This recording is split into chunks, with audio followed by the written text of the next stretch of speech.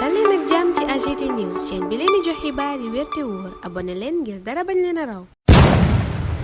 AGT News. Bismillah daleen ak jàmm ci chaîne bi ngeen tàmmul seen bopp AGT News. Élection présidentielle bi nu war a tëgg ci Sénégal moo wéy di yitteel yéene kaay yu bari la ko waral di la ca président Macky Sall mujjee wax démb gannaaw dogalu conseil constitutionnel Vox Populi ne Macky Sall la mu nar mooy tënku ci li juróom-ñaari sage yi wax waral journal bi ne yëkkati na boppam ba tolloog sage yooya. Macky ne je prends acte te itam nee na dana organiser élection yi ci délai yi gën. Journal ba doon li ca di ñu yëgal ne njiitu réew mi léegi tey mu tàmbaleeg jokkool ña mu ca war a jokkool waxtaan ca ak ñoom. Société civile ba moom xaarul sax ku ko laaj ña ngay proposé ñetti fan ci weeru mars mbaa fukki fan ci weeru mars le 3 wala le 10 mars booba lépp société civile nee na mën na lu cee tëgg élection présidentielle ba mu dàqoon moom Macky Sall ngir wéy di des ci délai yi ko tënk moom mi war a delloo léngey ñaari fan weeru avril délai ñaari fan weeru avril booba ak koor gi ñuy dugg moo jaaxal l'observateur mi ko joxoon tuddee ko équation yéenekaay bi itam gis ay calcul ak vide juridique maanaam loo xam ne yoon waajalu ko ci élection présidentielle beeg ni nu ko war a tëggee ak ni yëf yi demee candidat yu bari yéenekaay bi ne dañoo jaaxle ci yëf yi ñeneen ñi xamuñu fu ñuy teg seen tànk waaye ña gën a jommi yéenekaay ba nee na mooy waa majorité ba kenn déggu leen journal biy laaj ndax ni yëf yi mujjee moo leen jaaxal wala danoo amut lu mu wax Macky moom laas ne boolewul dara ki wax yoon wa ko conseil constitutionnel xàllal rek ca la daal di sóobu le quotidien dëggal ko ne Macky tënku na ci dogalub juróom-ñaari sage yu conseil constitutionnel yi tàmbali naa sax waxtaan ak ñim seekal làng gi ñu xool ban bés a gën ñu tëgg ca élection yi le soleil ne waxtaan yooye de du yàgg dara njiitu réew mi sumb ko jubluwaay ba mooy tëgg élection yi ci délai yi gën ni ko conseil constitutionnel santaane Khalifa Sall ak ñeneen nag yéenekaay bi ne validé nañu booba dialogue politique SOSP